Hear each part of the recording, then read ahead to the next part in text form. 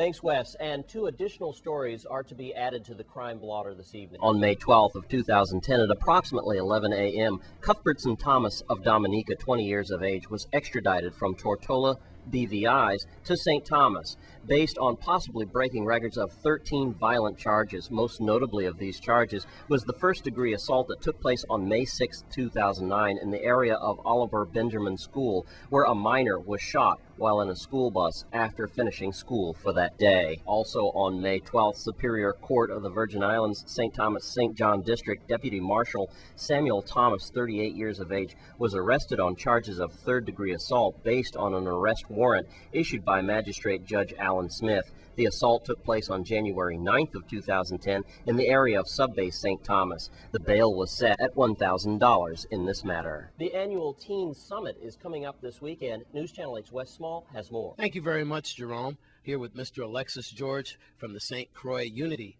Foundation. And it's interesting here that this is the 10th annual Teen Summit that's coming up. And to show you the overwhelming response, sadly, you are like overbooked already. And you know, that is a beck and call to the officials up top that these kids are crying for our help. I call them kids. These young adults are crying for attention. So as soon as you announce it's Teen Summit time, your phone was off the hook. Yes, sir. So tell us what the Teen Summit is and why you think it's such an overwhelming response right now. Well, the Teen Summit is an activity that we do every year.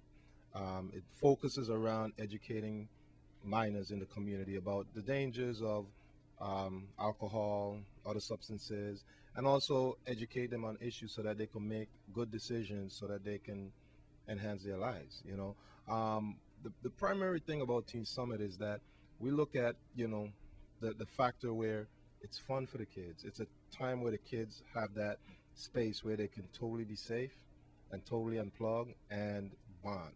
And so, you know, kids are getting excited about it, and now parents are also getting excited about it. So at this point, you know, we're just overwhelmed in terms of the call. And I want to say to the community, I'm really grateful for the support that we have really gotten. You know, there is definitely a need in the community for more activities like this. Definitely, there is a need. And the other thing I want to say is that through this experience, I've recognized that there are a lot of good, caring parents in this community.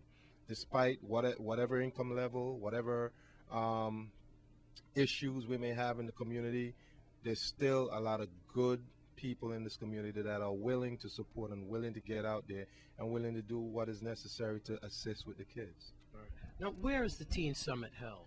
It is taking place actually this weekend. May 28th through the 30th. It'll be taking place at the University of the Virgin Islands. The kids get the opportunity to spend 2 days, 2.5 days, where they get to sleep over this weekend in a college setting. So that's going to be kind of interesting. You know, we often try to inject that little positivity so that they can be exposed to a college environment. That's a wonderful idea. And you know, I know you're overbooked, but after the 2 days of the summit, then they branch out because they go to some of the kids that didn't make it and they say, look, this is what we experienced, right? Exactly. And the thing also with this is that we also have additional sessions, 12 sessions to be exact, which after Teen Summit, once a month, the kids meet. And we reinforce that information that has been, you know, provided. We reinforce that, you know, so that's a wonderful, wonderful thing. It creates some continuity. Why are you doing this? Love, man. Love. Yeah, oftentimes, you know, we complain about things in the community, and there are some really good organizations out in the community that really wants to have a positive impact, and St. Croix Unity Coalition happens to be one of them. You know, the one problem I see is that organizations aren't really effectively communicating with one another, but a lot of them are doing really wonderful work, and I think once we can pull together, then I think we can turn things around, like instantaneously. That's a good thing. I got a couple of things out of this, Alexis, and number one, and I'm a victim of this. I'm not on any committees in any organizations, and you know, if you could get in one and then take that message like you said, you know, because it all links up, doesn't it? So it makes sense. Join an organization, and then once you get your chance, push that for the kids, and then they'll all be linked out. And I'm sure that, you know, positive always overwhelms negative, or else we wouldn't be here. So I know it's a timely thing, but we're going to beat this.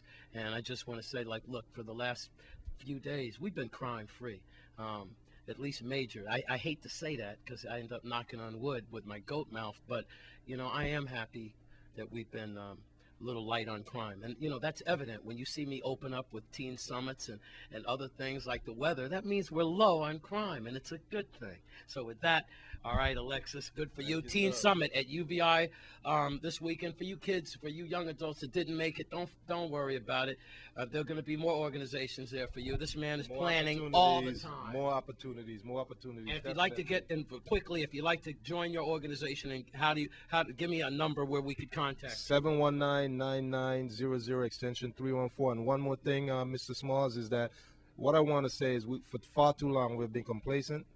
And all I'm just saying to folks out there, just think about one thing that you can commit yourself to in terms of making a change in your community, in your neighborhood. Thank you, man. Yeah. It all starts at home. Thank you, sir. Right on. All right. With Alexis George and the St. Croix Unity group and also the Teen Summit.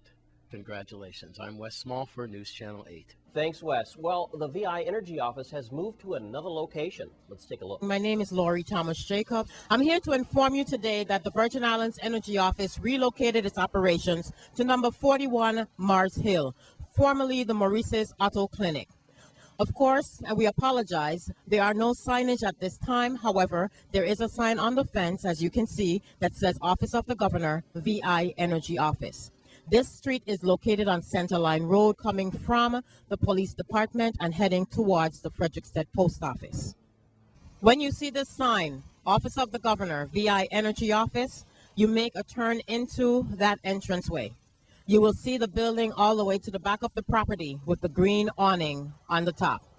You can also access the Virgin Islands Energy Office's new location by coming through the back road of the Rainbow Plaza, the main DPNR building here in Estate Mars Hill.